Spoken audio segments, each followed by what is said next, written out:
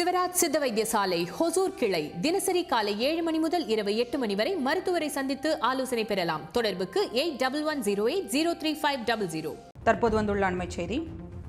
தாவேகாவுடன் கூட்டணி குறித்து பேசவில்லை என்று தமிழக காங்கிரஸ் கமிட்டி தலைவர் செல்வ பெருந்தகை திட்டவட்டமாக தெரிவித்துள்ளார். திமுக கூட்டணி ஏற்கனவே உறுதி செய்யப்பட்ட கூட்டணி என்று செல்வ பெருந்தகை கூறியுள்ளார். அதிமுக பாஜக கூட்டணி என்பது நிர்பந்தத்தால் அச்சத்தால் உருவானது. பிரிந்தவர்களை நிர்பந்தப்படுத்தி பயமுறுத்தி கூட்டணியில் சேர்த்துள்ளனர் என்று செல்வ பெருந்தகை கூறினார்.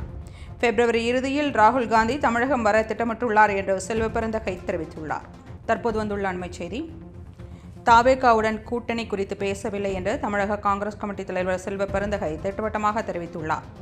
திமுக கூட்டணி ஏற்கனவே உறுதி செய்யப்பட்ட கூட்டணி என்று செல்வ பெருந்தகை கூறியுள்ளார்.